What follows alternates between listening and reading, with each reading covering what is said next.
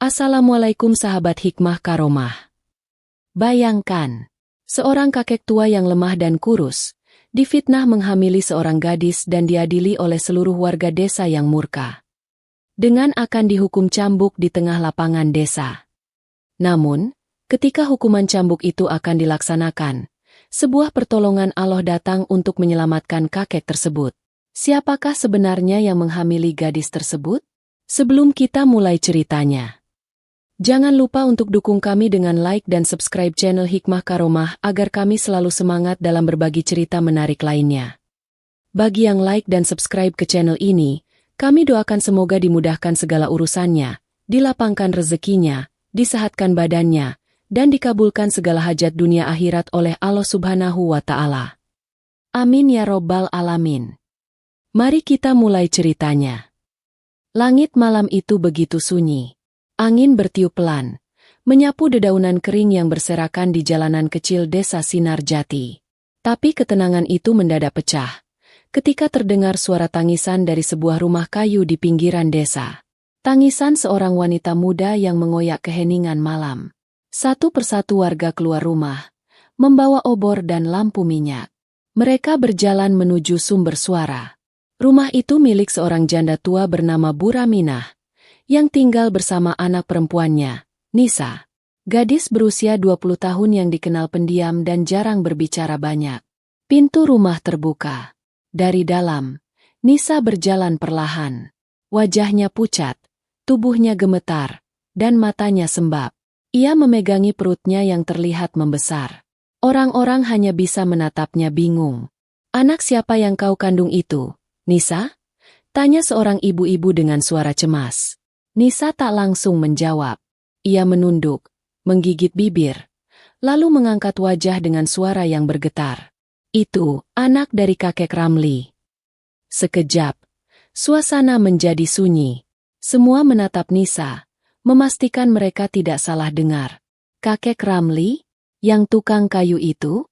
Yang tinggal di ujung desa?" tanya seorang pria dengan mata membelalak. Nisa mengangguk pelan. Beberapa warga langsung gelisah.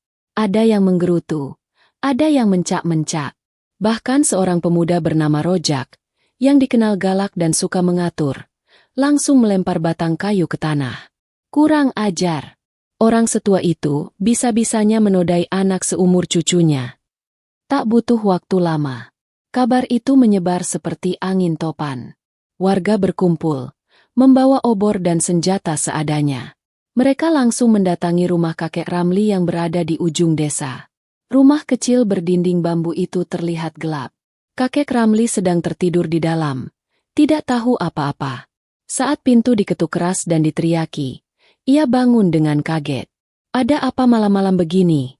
tanyanya, membuka pintu.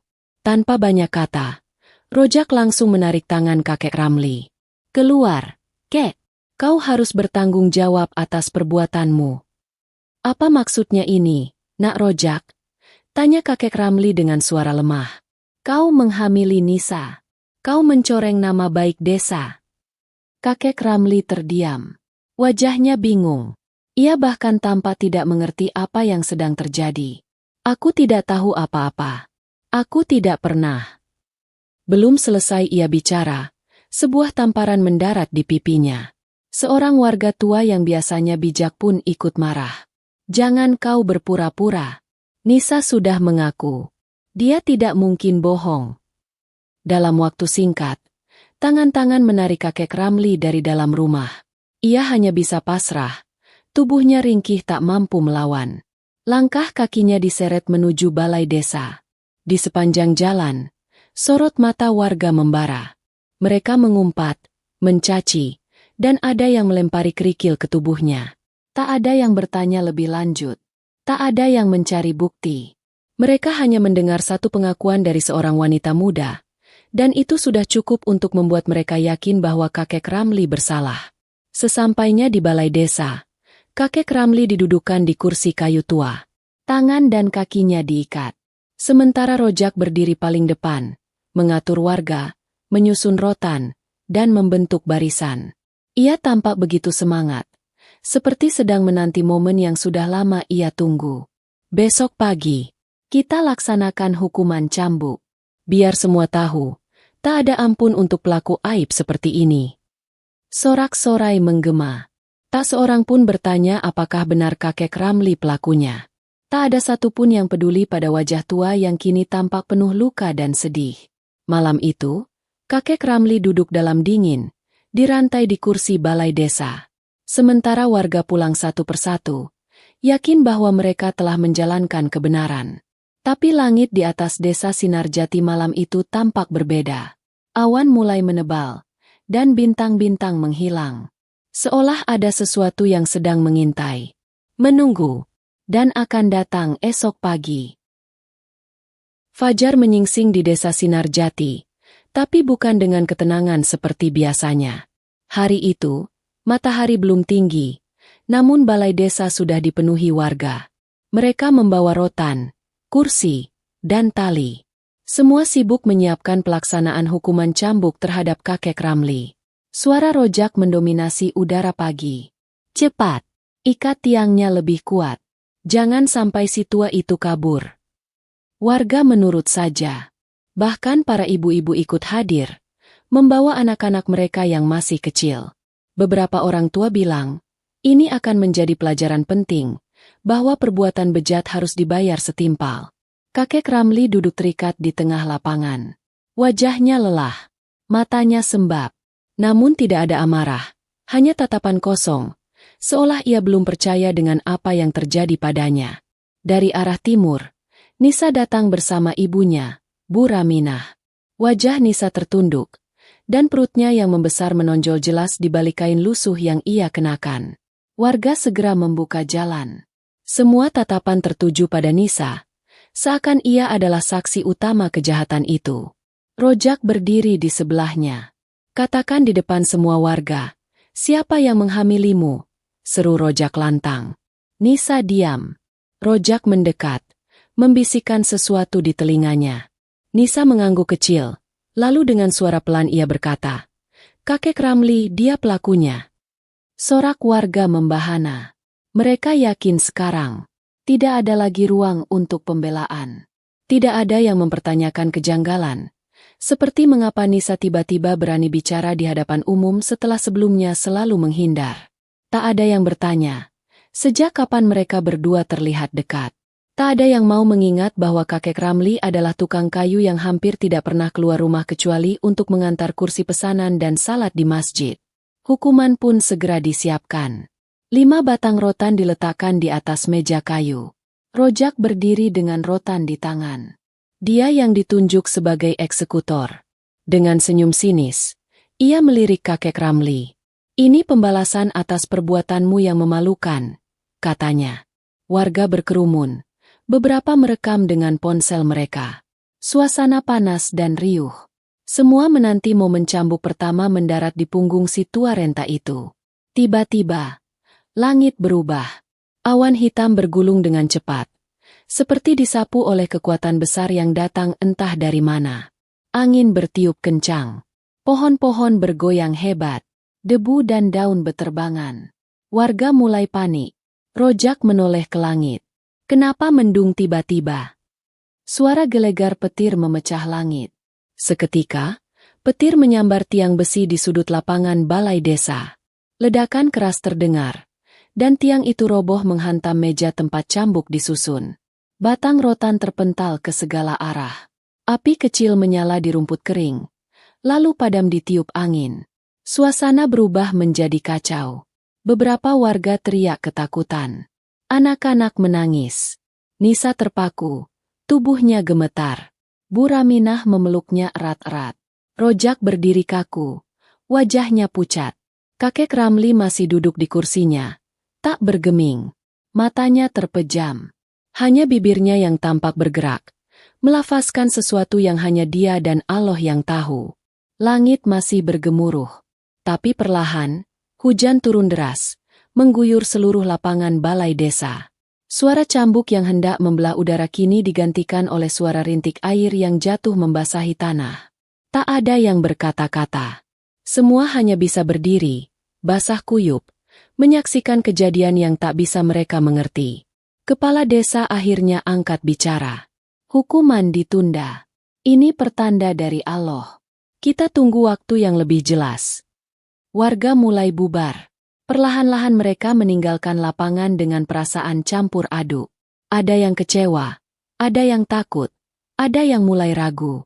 Tapi satu hal yang pasti, pagi itu, langit telah bicara. Dan tak satu pun cambuk mendarat di tubuh kakek Ramli.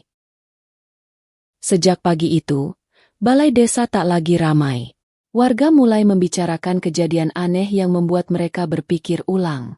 Tiang yang disambar petir. Rotan yang terpental. Api yang menyala lalu padam sendiri.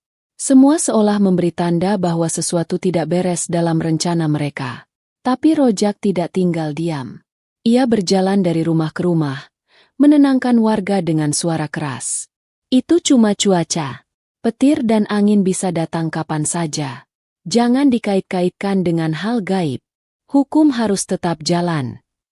Beberapa warga mengangguk. Namun tak sedikit pula yang mulai goyah. Di warung kopi, pembicaraan mulai melebar. Apa benar kakek Ramli pelakunya? Aku belum pernah lihat dia dekat-dekat sama Nisa, ujar Pak Darlan, pemilik warung. Dulu waktu anakku sakit, kakek Ramli yang bantu cari kayu bakar buatku. Mana mungkin dia tega melakukan itu? Timpal warga lain. Namun suara-suara ragu itu hanya pelan. Mereka masih takut berbeda pendapat dengan mayoritas. Apalagi Rojak punya pengaruh besar. Ia sering memberi pinjaman uang pada warga, dan kerap membantu saat panen. Sementara itu, kakek Ramli tetap ditahan di balai desa. Ia tidak banyak bicara. Tubuhnya mulai lemas karena makanan yang minim dan udara malam yang dingin. Tapi dari bibirnya, zikir terus mengalir pelan. Malam berikutnya, kejadian aneh kembali terjadi. Lampu-lampu balai desa padam serempak saat azan Isya berkumandang. Padahal malam itu tidak ada angin, tidak hujan. Beberapa warga yang melintas mengaku mendengar suara orang membaca ayat suci dari dalam balai desa. Padahal kakek Ramli sedang duduk diam tanpa suara. Aku lihat, cahaya seperti nyala lilin muncul di sekelilingnya. Bisik seorang pemuda pada temannya. Kau yakin? Aku lihat dengan mata kepalaku sendiri. Aku langsung lari. Berita itu menyebar pelan, dan membuat banyak warga semakin ragu. Kepala desa pun mulai cemas. Ia panggil Ustaz Soleh, tokoh agama desa Sinarjati yang dikenal bijak. Kita harus hati-hati. Jangan sampai kita menzalimi orang yang tak bersalah, kata Ustaz Soleh. Apa yang harus kita lakukan? Tanya kepala desa. Kita tunda lagi eksekusinya. Kita kumpulkan bukti. Kita cari kejelasan. Kalau benar dia tidak bersalah, maka kita semua harus bertobat. Rojak tidak terima. Jangan dengarkan orang tua itu. Nisa sudah mengaku. Kita harus adili kakek Ramli, atau desa ini makin rusak. Namun suara Rojak mulai tidak sekuat sebelumnya. Orang-orang tak lagi sepenuhnya percaya.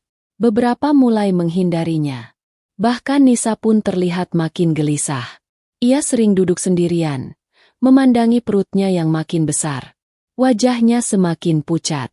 Kadang ia menangis tanpa sebab. Kadang ia berteriak saat tidur, mengigau menyebut nama Rojak. Ibunya, Bu Raminah, jadi khawatir. Tapi setiap ditanya, Nisa hanya menjawab, aku takut sekali. Malam itu, langit kembali gelap, tapi bukan oleh mendung, melainkan oleh suasana hati satu desa yang mulai bimbang. Apakah mereka sudah membuat kesalahan besar? Dan di tengah kebingungan itu, bayi dalam kandungan Nisa mulai bergerak lebih sering. Seolah ikut gelisah, seperti tahu bahwa sebuah kebenaran sedang dikubur oleh kebohongan. Seiring waktu berjalan, suasana di desa Sinarjati makin berat. Bukan karena kabut, bukan pula karena cuaca, tapi karena batin para warganya yang mulai terusik. Seperti ada bayangan yang menggantung di langit desa, menunggu waktu untuk menampakkan kebenaran.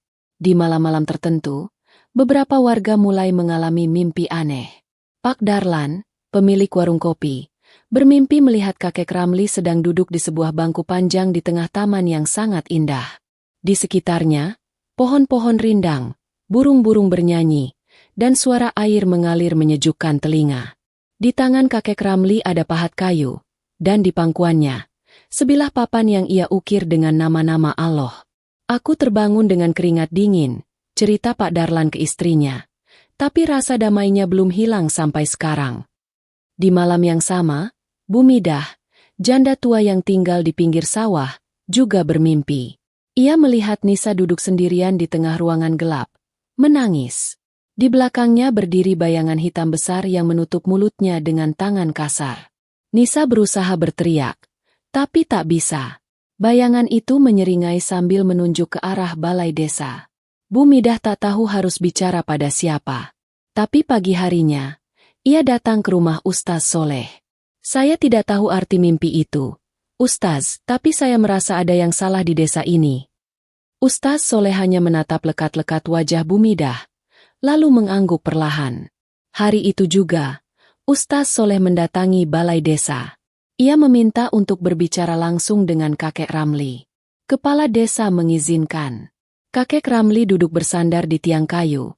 Matanya sayu tapi tetap jernih. Ketika Ustaz Soleh masuk, ia menyambut dengan senyum tipis. Ustaz, suaranya pelan. Apa kabar desa kita? Tidak baik, Kek. Banyak yang mulai resah. Banyak yang bermimpi hal-hal aneh. Aku ingin mendengarkan darimu. Apa kau memang mengenal Nisa? Kakek Ramli menggeleng pelan. Aku tak pernah bicara lebih dari 3 kalimat pada dia. Aku hanya tahu dia anaknya Bu Raminah. Aku sibuk di bengkel tiap hari. Selebihnya, Allah yang tahu. Ustaz Soleh menatap mata tua itu. Tidak ada rasa takut. Tidak ada kebohongan. Hanya keikhlasan yang terpancar. Aku percaya padamu, ucap Ustaz Soleh akhirnya. Ustaz pulang dan segera mengumpulkan beberapa warga yang masih memiliki akal sehat dan hati bersih. Ia minta agar mereka mendata siapa saja yang pernah berdekatan dengan Nisa. Perlahan, dari obrolan ke obrolan, muncul nama yang berulang kali disebut, Rojak. Beberapa remaja bercerita pernah melihat Rojak berbicara diam-diam dengan Nisa di dekat sungai malam-malam. Ada pula yang mengaku mendengar Rojak marah pada Nisa, menyebut-nyebut soal rahasia yang tidak boleh dibuka. Sementara itu, kondisi Nisa semakin lemah, kandungannya semakin besar, dan ia sering terlihat menyendiri di belakang rumah. Ia tidak bicara banyak, hanya termenung, kadang menangis sendiri. Suatu malam, ia mengigau dengan suara keras. Maafkan aku tidak ingin dia disakiti, bukan kakek Ramli. Ibunya, Bu Raminah, yang mendengar igauan itu langsung menangis. Ia tidak bisa lagi membantah suara hatinya sendiri. Di pagi harinya, ia pergi ke rumah Ustaz Soleh. Saya tidak tahu harus mulai dari mana, Ustaz. Tapi saya yakin, anak saya menyembunyikan sesuatu. Hari itu, keputusan besar dibuat. Ustaz Soleh meminta semua warga berkumpul malam nanti di masjid. Ia akan bicara terbuka. Ia akan mulai membuka tabir kebenaran yang selama ini ditutup rapat. Tapi sebelum malam tiba, sebuah kabar mengejutkan datang. Nisa mulai mengalami tanda-tanda akan melahirkan. Dan dari kejadian itu, semuanya akan berubah. Sore itu, langit mendung menggantung di atas desa Sinar Jati. Angin berhembus pelan, membawa kabar mengejutkan ke telinga warga. Nisa mulai merintih kesakitan, dan sepertinya bayinya akan segera lahir. Warga berdatangan ke rumah Bu Raminah. Beberapa ibu-ibu langsung masuk ke dalam rumah untuk membantu proses persalinan. Di luar, suasana tegang. Rojak juga datang, berdiri di dekat pintu dengan ekspresi tak terbaca. Teriakan Nisa terdengar nyaring dari dalam rumah. Tangis dan rintihannya terdengar jelas, mengguncang batin warga yang menyaksikan. Beberapa orang hanya menunduk, menanti dalam diam. Sampai akhirnya, terdengar suara tangisan bayi. Nge, jus, menggetarkan. Tangis itu seperti membelah langit desa yang selama ini penuh prasangka. Ibu-ibu keluar dari dalam rumah. Salah satunya menggendong bayi yang baru lahir itu. Perempuan sehat alhamdulillah, ucap salah seorang ibu dengan suara lirih. Semua menatap bayi itu dengan campur aduk. Tapi tak lama, suara gemuruh muncul dari arah balai desa. Beberapa pemuda berlari tergesa. Ustaz Soleh minta semua warga ke masjid sekarang. Ada hal penting. Warga pun bergerak, berbondong-bondong menuju masjid. Tapi Rojak tetap berdiri di dekat rumah Bu Raminah, memandangi pintu rumah dengan wajah kaku. Sementara itu, di dalam rumah, Nisa terbaring lemas. Peluh membasahi dahinya. Di sisinya, Bu Raminah duduk dengan mata sembab. Nisa, anakku, sekarang waktunya kau bicara. Nisa menatap ibunya. Lama. Pandangannya kosong. Lalu ia menutup mata, menghela napas panjang, dan berkata dengan suara pelan. Aku tidak kuat lagi menyimpan ini semua, Bu. Tangis kembali pecah dari bibir Nisa. Tubuhnya bergetar. Ia memegang tangan ibunya erat-erat. Bukan kakek Ramli yang melakukannya, Bu. Bukan dia. Bu Raminah membelalak. Lalu siapa? Nisa. Nisa menggigit bibirnya, lalu menatap ibunya dengan mata penuh ketakutan. Rojak, dia yang memaksaku, dia yang mengancam akan membakar rumah kita kalau aku tak mau diam. Bu Raminah menutup mulutnya dengan kedua tangan. Tubuhnya limbung. Ia tidak percaya dengan apa yang baru didengarnya. Tapi Nisa melanjutkan dengan terbata. Dia suruh aku menuduh kakek Ramli, supaya tidak ada yang curiga, supaya dia selamat. Beberapa ibu-ibu yang masih berada di dalam rumah mendengar pengakuan itu. Mereka saling pandang dengan mata terbelalak. Tanpa menunggu lama, dua orang di antara mereka berlari keluar, menyebarkan kabar itu secepat angin. Berita itu sampai ke masjid di saat Ustaz Soleh hendak mulai berbicara. Ia menghentikan langkahnya, mendengar desas-desus yang berbisik di belakang. Apa benar Nisa sudah mengaku bahwa Rojak pelakunya? Bisikan berubah jadi gemuruh. Warga mulai gelisah. Wajah kepala desa memucat. Ia menoleh ke Rojak yang berdiri tak jauh darinya. Rojak mulai panik. Ia mundur perlahan, lalu berbalik dan berlari meninggalkan halaman masjid. Namun beberapa pemuda segera mengejarnya. Ia sempat lari ke kebun belakang rumah kepala desa, tapi akhirnya tertangkap dan dibawa kembali dalam keadaan tangan terikat. Wajah Rojak pucat. Bajunya basah keringat. Ia dibawa ke tengah halaman masjid, di hadapan semua warga desa. Di sana sudah berdiri Ustaz Soleh, kepala desa, dan beberapa tokoh masyarakat. Nisa sudah bicara, kata Ustaz Soleh dengan suara berat. Dia sudah menyebut siapa ayah dari anak yang baru dilahirkannya. Rojak menunduk, tubuhnya gemetar. Ustaz mendekat, menatap langsung wajahnya. Apa kau masih ingin menyangkal? Rojak tak menjawab. Bibirnya bergetar. Pelan-pelan ia terduduk, lalu menangis keras. Tangis yang membuat seluruh halaman masjid sunyi. Tidak ada suara, hanya gemuruh hati yang bergemuruh di dada para warga. Di ujung langit, awan mulai bergeser. Matahari kembali memancarkan sinarnya, menyinari wajah para warga yang hari itu menyaksikan satu demi satu kebohongan runtuh di hadapan mereka. Pagi setelah pengakuan Nisa, Desa Sinarjati masih bergemuruh. Semua warga membicarakan hal yang sama, tapi kali ini bukan soal fitnah, melainkan soal kebenaran yang baru saja muncul. Meski pengakuan Nisa sudah jelas, beberapa warga tetap ingin bukti yang lebih kuat. Mereka takut kebenaran ini kembali dibelokkan. Ustaz Soleh yang menyadari hal itu segera bertindak. Ia menghubungi seorang kenalan lamanya, Dr. Heru, yang tinggal di kota sebelah. Dokter itu dikenal jujur dan bersedia membantu diam-diam. Saya ingin ada tes darah, ujar Ustaz Soleh saat mereka bertemu di sebuah rumah kosong milik saudaranya. Golongan darah bayi, Nisa, dan kakek Ramli. Tanya Dokter Heru. Ustaz mengangguk. Saya tahu ini tak biasa, tapi ini penting. Nyawa dan kehormatan seseorang dipertaruhkan. Tanpa banyak tanya, Dokter Heru mengatur semuanya. Sampel darah diambil diam-diam malam itu. Bayi yang baru lahir masih lemah, tapi pengambilan darah dilakukan hati-hati. Nisa tidak protes. Ia justru lega. Ia ingin semuanya jelas, agar kakek Ramli bisa benar-benar dibebaskan dari tuduhan. 3 hari kemudian, hasilnya keluar. Di rumah Ustaz Soleh, Hanya ada 3 orang saat amplop coklat dibuka. Ustaz sendiri, kepala desa, dan Dokter Heru. Tangan Ustaz sedikit gemetar saat menarik lembaran hasil laboratorium itu. Butuh beberapa detik sebelum ia bersuara. Ini jelas. Golongan darah bayi adalah A. Golongan darah Nisa A dan kakek Ramli O. Tidak mungkin bayi ini anak dari kakek Ramli. Dokter Heru mengangguk tenang. Secara medis, golongan darah seperti ini mustahil jika kakek Ramli adalah ayahnya. Ayahnya pasti memiliki golongan darah B atau A. Kepala desa menunduk. Napasnya berat.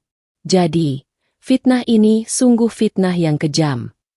Kita harus umumkan ini, kata Ustaz Soleh tegas. Tapi jangan dengan amarah.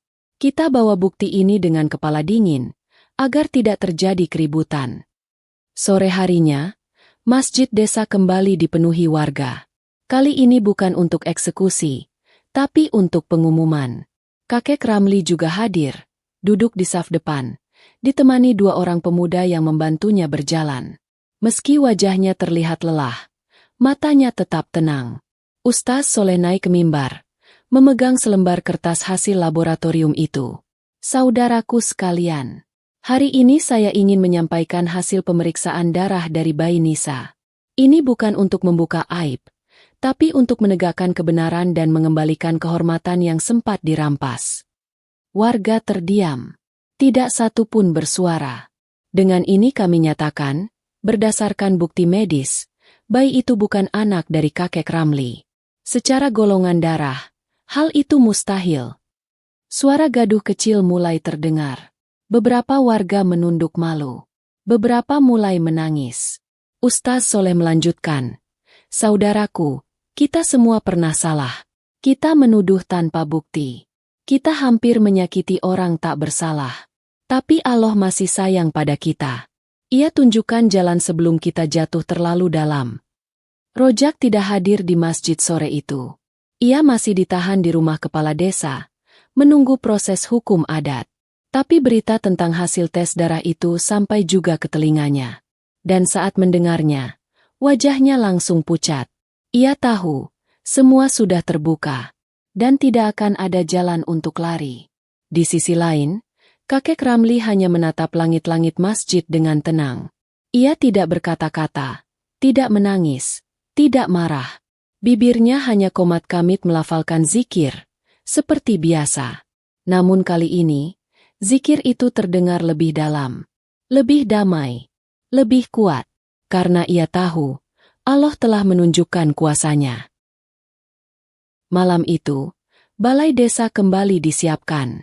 Namun suasananya jauh berbeda dari malam-malam sebelumnya. Dulu, tempat itu nyaris menjadi saksi ketidakadilan yang besar.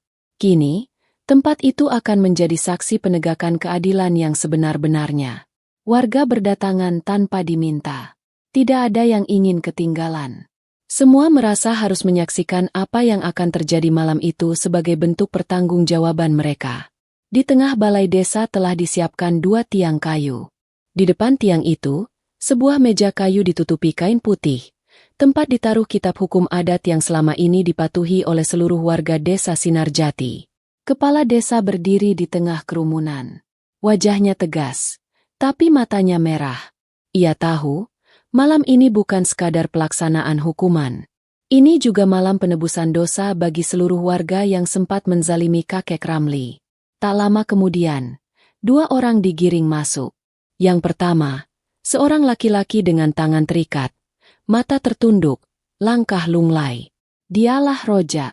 Yang kedua, perempuan muda yang sempat membuat geger seluruh desa, Nisa, digandeng oleh 2 ibu-ibu. Ia tidak memberontak, tidak menangis, tidak berkata apa-apa.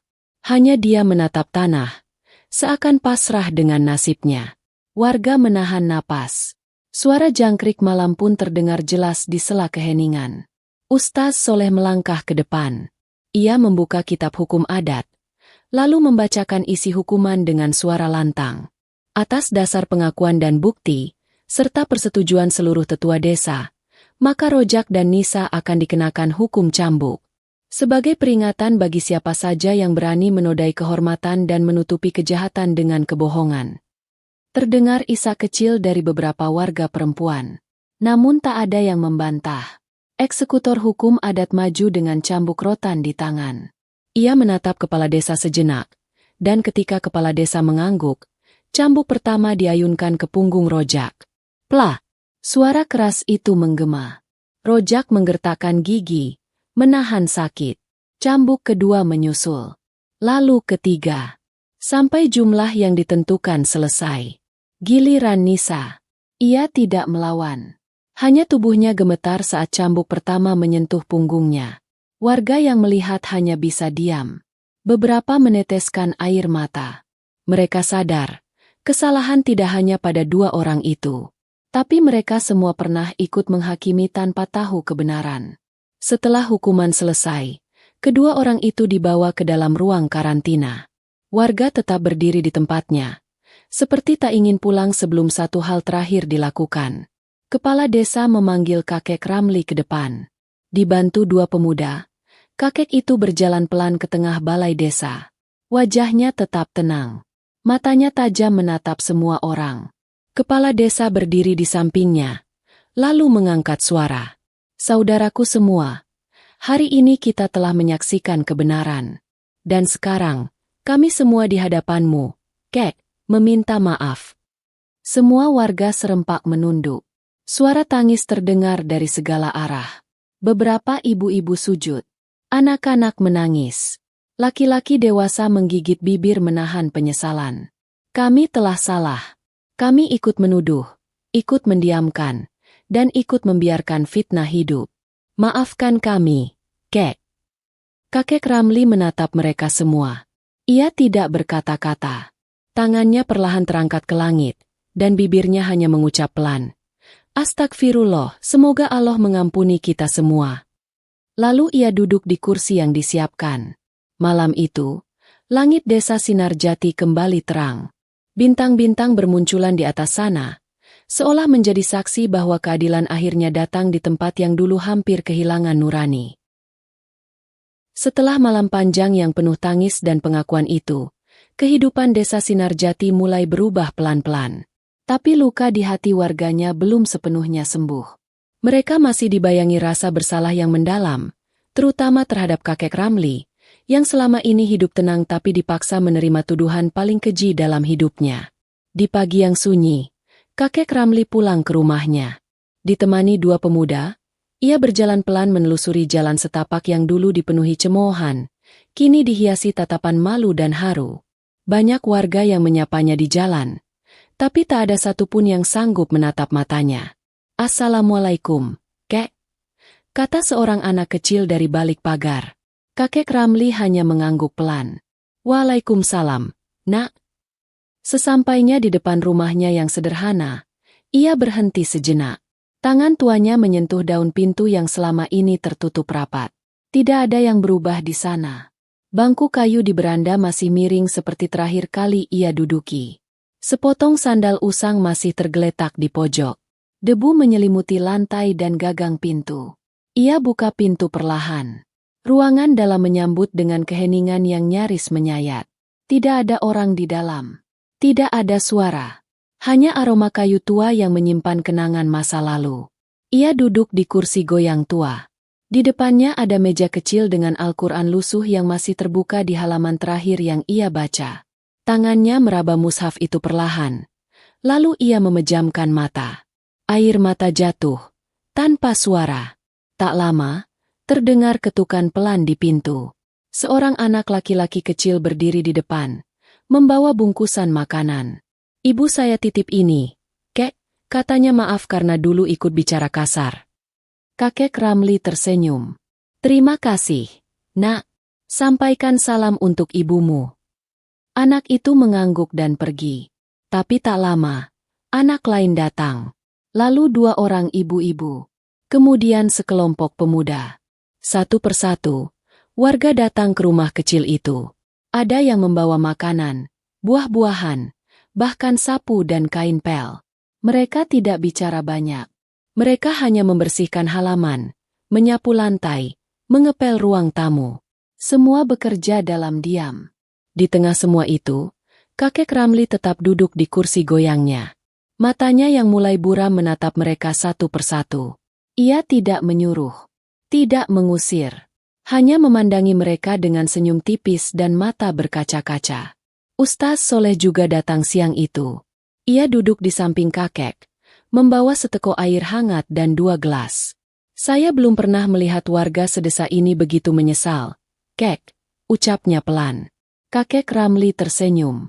Kadang, kita memang harus jatuh dulu, baru sadar kemana arah yang benar. Ustaz Soleh mengangguk. Insya Allah, tak akan ada lagi fitnah seperti ini di desa kita. Insya Allah, balas kakek Ramli lirih. Namun sore itu belum selesai. Saat matahari mulai condong, kepala desa datang bersama beberapa orang tua adat. Mereka membawa sebuah surat dengan cap merah. Surat itu diserahkan langsung ke tangan kakek Ramli. Kek, kata kepala desa, ini keputusan bersama.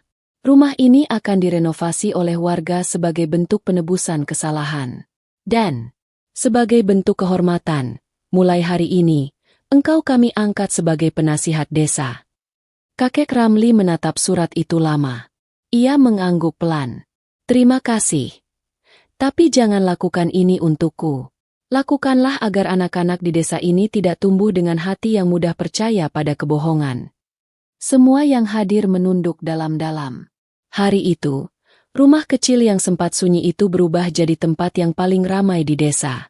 Bukan karena kemeriahan, tapi karena rasa bersalah yang diubah jadi cinta dan penghormatan. Dan di tengah semua itu, seorang kakek tua duduk diam, menatap langit sore yang mulai keemasan, dengan hati yang perlahan-lahan pulih dari luka.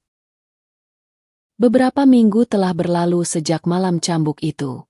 Tapi gema peristiwanya masih terasa di setiap sudut desa Sinarjati. Semua warga mulai belajar menundukkan hati.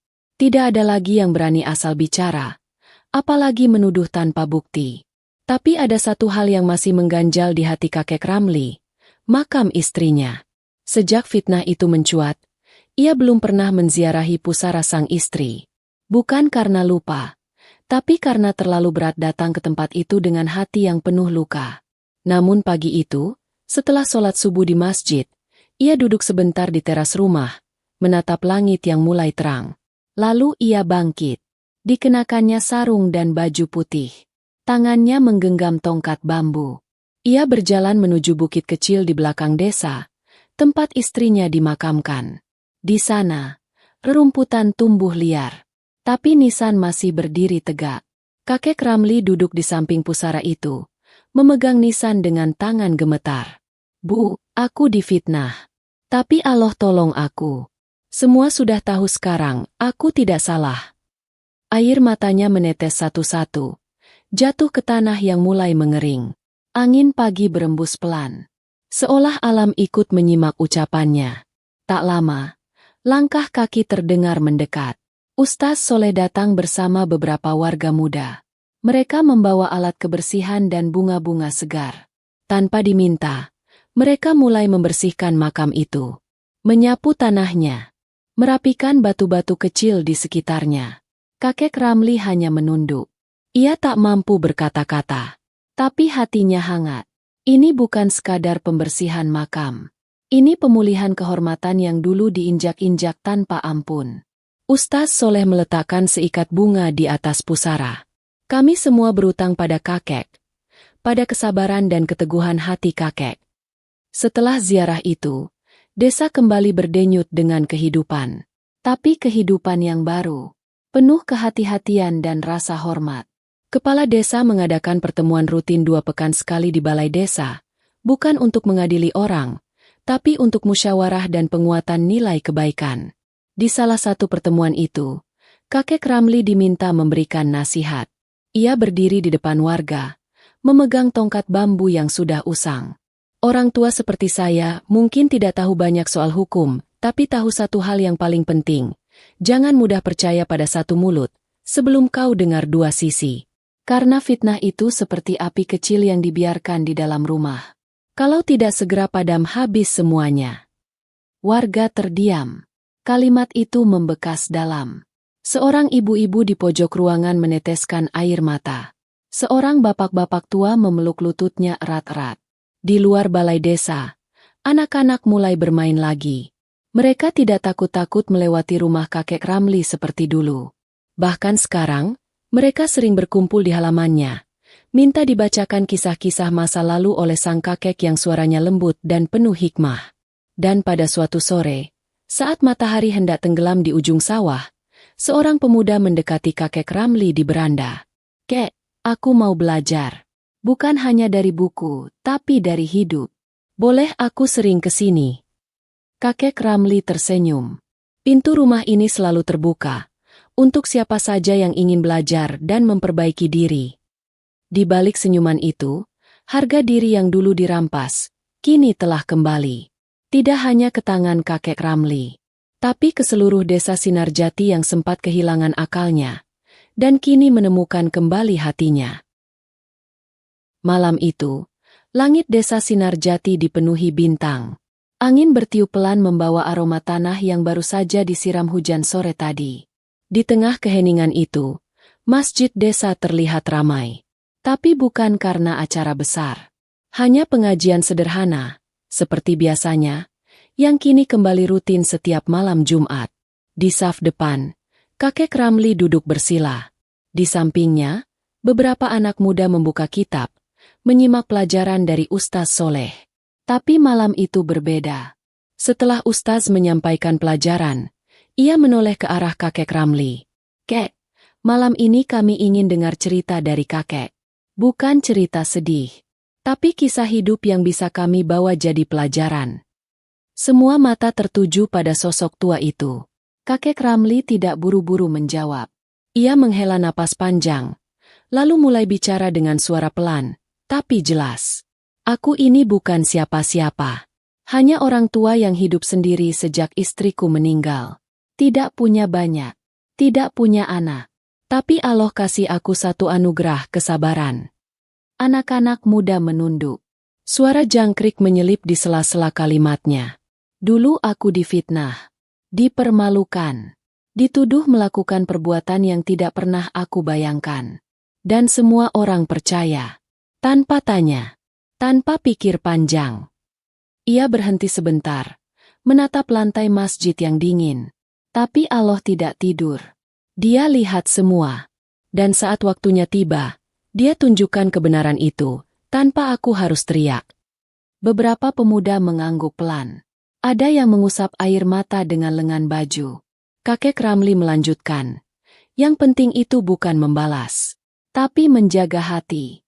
Karena kalau kita ikut marah, ikut benci, kita tak ada bedanya dengan yang menyakiti." Lalu ia tersenyum kecil, memandang satu persatu wajah di hadapannya.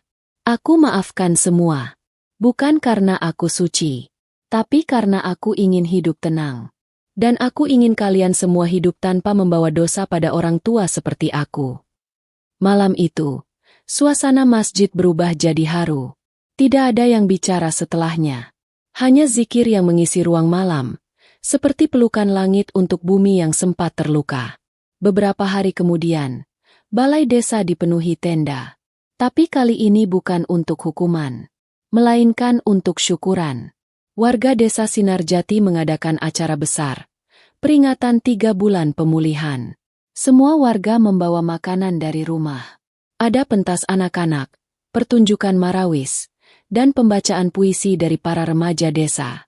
Di panggung sederhana yang dihias dengan lampu kecil, seorang anak kecil membacakan puisi untuk kakek Ramli. "Kau bukan hanya kakek tua di ujung desa, tapi hati yang menahan luka tanpa suara. Kau ajarkan kami apa itu sabar, dan bahwa kebenaran akan selalu menang pada akhirnya." Warga berdiri dan bertepuk tangan. Mata mereka basah. Tapi malam itu bukan malam sedih. Itu malam bahagia. Malam yang jadi saksi kembalinya kepercayaan, kebenaran, dan cinta di antara sesama. Kini, setiap pagi, suara adzan subuh kembali menggema dari masjid kecil itu. Anak-anak desa tumbuh dengan lebih santun. Orang dewasa lebih bijak dalam berbicara. Dan di ujung jalan desa, rumah kayu milik kakek Ramli tidak pernah sepi. Karena sejak kebenaran ditegakkan, Desa Sinarjati bukan hanya jadi tempat tinggal, tapi juga jadi tempat belajar tentang betapa indahnya hidup dalam kejujuran dan kasih sayang. Cerita selesai. Sahabat hikmah karomah yang dimuliakan Allah. Dari cerita ini kita belajar bahwa fitnah bisa menghancurkan hidup seseorang tanpa ampun. Ketika amarah mengalahkan akal sehat, kezaliman pun terjadi. Pak Ramli, kakek tua yang seharusnya dihormati, justru jadi sasaran kebencian tanpa bukti. Semoga kita menjadi manusia yang lebih bijak, tak mudah menghakimi, dan selalu memegang kebenaran di atas segalanya. Sahabat semuanya, jika kalian menyukai cerita-cerita seperti ini, jangan lupa like, share, dan subscribe channel Hikmah Karomah agar kami bisa selalu menghadirkan cerita-cerita menarik lainnya. Terima kasih dan sampai jumpa pada cerita lainnya. Wassalamualaikum warahmatullahi wabarakatuh.